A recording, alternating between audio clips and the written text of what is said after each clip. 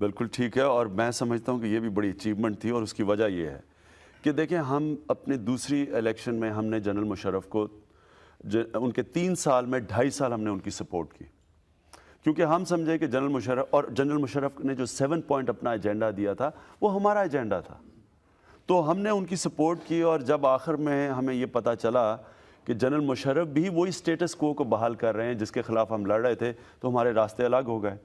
لیکن جب راستے الگ ہوئے تو الیکشن سے 3 مہینے پہلے جب راستے ہمارے الگ ہوئے تو نہ ہم پرو مشرف پارٹی رہے اور نہ اپوزیشن پارٹی رہے، اور پھر اسٹیبلشمنٹ کے خلاف 3 مہینے پہلے جانا، الیکشن سے صرف 3 مہینے پہلے، تو ہم تو پھر سروائیول کی ہم نے جنگ لڑی.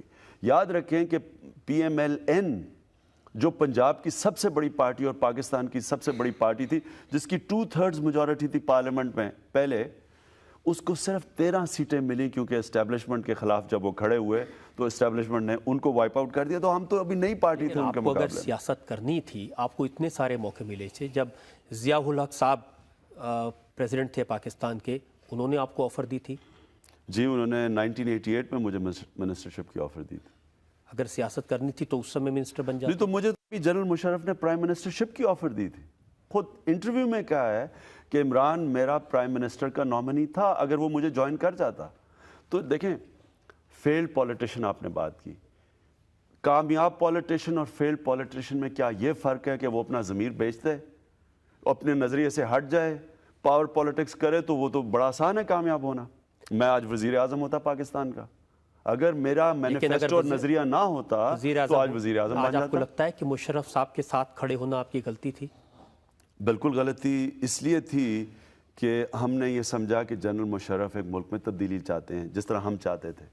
لیکن جب نظر آیا کہ وہ بھی وہی سٹیٹس کو کی اور وہی پولیٹکس کر رہے ہیں جو پہلے چل رہی تھی، تو غلطی اس لیے سمجھتا ہوں کہ ہم اگر پہلے سے اپوزیشن میں چلے جاتے تو ہماری بہتر تیاری ہونی تھی الیکشن کے آنے تک. آپ کو یہ نہیں لگتا کہ آپ ایک شریف انسان ہیں اور شریفوں کا پولیٹکس میں کوئی کام نہیں ہے؟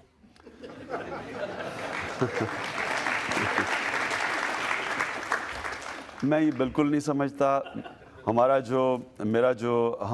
جو رول ماڈل ہے پاکستان میں وہ محمد علی جناح ہیں، جو ایک پرنسپل انسان تھے، جو سارا پاکستان ان کو ابھی بھی سمجھتا ہے کہ پاکستان کا ایک ہی لیڈر آیا ہے جس کو کنسنسس ہے پاکستان میں، اور وہ ایک پرنسپل، ایک نظریاتی، ایک سیلف لیس پولیٹیشین تھے، اور وہ ہمارے آئیڈیل ہیں. محمد علی جناح نے پولیٹکس 1910 میں شروع کی اور 47 میں کامیابی ہوئی.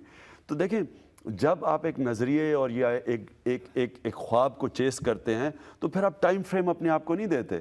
آپ یہ نہیں کہتے کہ میں اگر 2 الیکشن میں کامیاب نہیں ہوا تو میں فیل ہو گیا ہوں.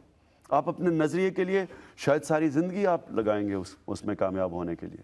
خواب دیکھتے دیکھتے آدمی اسامہ بن لادن کا سپورٹر بن جائے، یہ کہنے لگے کہ اسامہ نے جو کیا وہ غلط نہیں کیا. یہ کس نے کہا ہے؟ یہ آپ کا یہ سٹیٹمنٹ ہے 25 اکتوبر کا، اور آپ نے کہا کہ whenever the U S kills Osama bin Laden there will be a strong reaction throughout the Islamic world. آپ نے کہا کہ اگر سپٹمبر 11 کے انسیڈنٹ کے بعد میں یہ ہو جاتا، it is clear that if Osama is killed no American اور European would be able to enter any Islamic state. اس کی میں آپ کو وجہ بتاتا ہوں. دیکھیں ہوا کیا کہ جب ٹوئن ٹاورز پہ اٹیک ہوئے، اسامہ بن لادن کو ایک دم گلٹی پرناؤنس کر دیا. طالبان کو انہوں نے کہا کہ ہمیں اسامہ بن لادن دو. طالبان نے آگے سے ایک بڑی ریزنبل سٹیٹمنٹ دی، انہوں نے کہا آپ ہمیں ثبوت دیں اور ہم آپ کو اسامہ بن لادن دے دیتے ہیں. اسامہ بن لادن کے ٹیپس آئے، اس میں یہ مانا کہ جو 9/11 کا جو ٹیرر ہوا تھا اس کے پیچھے اس کا ہاتھ تھا.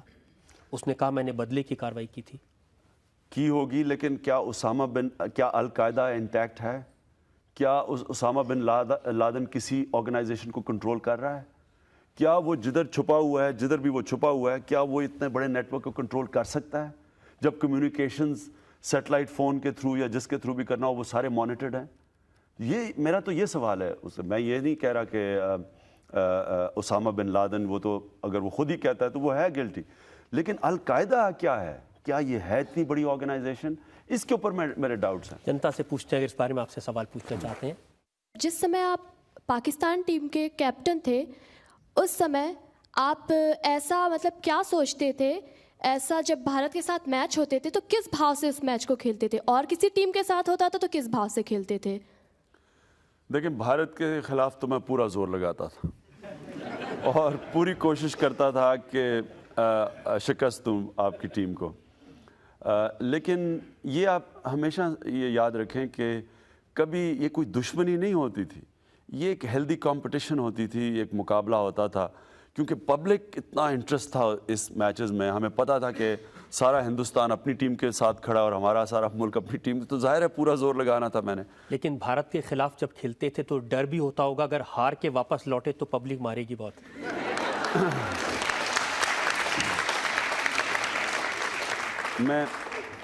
میں کبھی بھول نہیں سکتا کہ میں جب یہاں پہلی ٹور پہ آیا اور ہماری ٹیم ہار گئی, تو مجھے یاد ہے کہ ہم جب ہارے تو ہم نے فیصلہ کیا کہ اس فلائٹ پہ پاکستان پہ جایا جائے جب سارا ملک سو رہا ہو.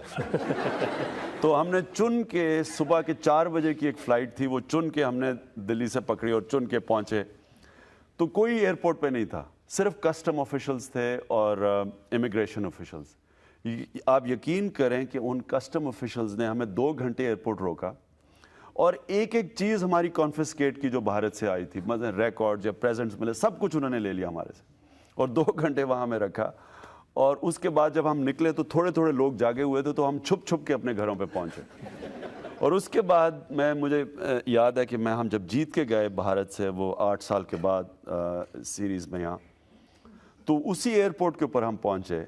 وہاں 1.5 لاکھ آدمی ایئرپورٹ کے آیا ہوا تھا ریسیو کرنے, 5 میل تک لوگ کھڑے تھے سڑکوں پر ریسیو کرنے کے لیے, اور انہی کسٹم آفیشلز نے کندھوں پہ ہمیں اٹھا کے لے کے گئے. تو یہ ہار جیت کا یہ ویسے یہ سکھاتا بھی بہت زیادہ ہے آپ کو دونوں چیزوں میں. آپ جب جیتتے ہیں تو پھر آپ بالکل آسمانوں پہ نہیں چلے جاتے, اور جب ہارتے ہیں تو آپ سمجھتے ہیں کہ ہاں یہ برا وقت ہے لیکن اچھا بھی وقت آئے گا. آپ کی جو پولیٹیکل پارٹی ہے تحریک انصاف, اگر جس طرح سے وہ ڈیموکریسی آتی ہے پاکستان میں اور آپ کی پارٹی پاور میں آتی ہے, تو آپ ایسا کون سا پریکٹیکل قدم اٹھائیں گے جس سے کشمیر جو پرابلم ہے وہ سارٹ آؤٹ ہو جائے؟ میرا یہ خیال ہے کہ عوام دونوں ملکوں کی آج تیار ہے ایک سلوشن کے لیے. آج لوگ تنگ آ چکے ہیں ایک زبردستی ایک کانفلکٹ, جس طرح ڈاکٹر موہن سنگھ نے کہا کہ ہمارے سارے سب کانٹیننٹ کو کسی نے روکا ہوا ہے آگے بڑھنے سے, اور اس کانفلکٹ نے روکا ہوا ہے. بجائے یہ کرنے کہ یہ ڈسپیوٹ کی pushing it under the carpet کہ جی خود ہی ٹھیک ہو جائے گا, وہ ٹھیک ہوتا نہیں ہے. ہارڈ لائنرز آپ کی طرف بھی بیٹھے ہیں, ہماری طرف بھی بیٹھے ہیں, وہ فائدہ اٹھاتے ہیں اس ڈسپیوٹ سے. وہ پھر نفرتیں سے ووٹ زیادہ آسانی سے ملتی ہے, پیار سے ووٹ مشکل ملتی ہے. تو جو نفرتیں پھیلانے والے ہیں وہ فائدہ اٹھاتے ہیں ایک ڈسپیوٹ کا, اور کسی ٹائم پہ بھی یہ پھر ایک وہ سچویشن آ جاتا ہے جس طرح ابھی حال ہی میں آیا تھا کہ 2 نیوکلیئر آرمڈ ملک کی فوجیں بارڈرز پہ بیٹھی ہیں ایک دوسرے کی طرف, اور ہم سارا بر صغیر اس کا ہاسٹیج ہے. تو میں سمجھتا ہوں کہ اس ڈسپیوٹ کو ضروری ہے ہمیں حل کرنا. اس کا حل نکالا کرکٹ نے, جس کو کرکٹ ڈپلومیسی کہتے ہیں. جب کرکٹ کھیلی دونوں ملکوں نے تو دونوں ملک کتنے قریب آئے. جو میں نے اس سیریز میں دیکھا, میں یہ نہیں سمجھتا کہ میں اپنی زندگی میں سمجھتا تھا یہ دیکھوں گا. یعنی کہ پاکستان ہارتا ہے پاکستان کی گراؤنڈ کے اوپر, ہندوستان کے اسپیکٹیٹرز ہندوستان کے جھنڈے پکڑ کے پھر رہے ہیں, اور پاکستان کراؤڈ ان کو چیئر کر رہا ہے. اور اور پھر وہ جو یہاں سے آپ کے شائقین گئے, ان کو لوگوں نے جس طرح لاہور میں خاص طور پہ بڑے ہندوستان سے اسپیکٹیٹرز آئے, ان کو لوگوں نے مفت کھانے کھلائے, کہ ان سے پیسے نہیں لیتا تھا, ریسٹورنٹس میں لوگ ان سے. تو یعنی کہ یہ ایک پبلک میں ایک ڈیزائر ہے, ایک خواہش ہے کہ یہ دونوں ملک اکٹھے ہوں اور یہ جھگڑا ختم ہو. صرف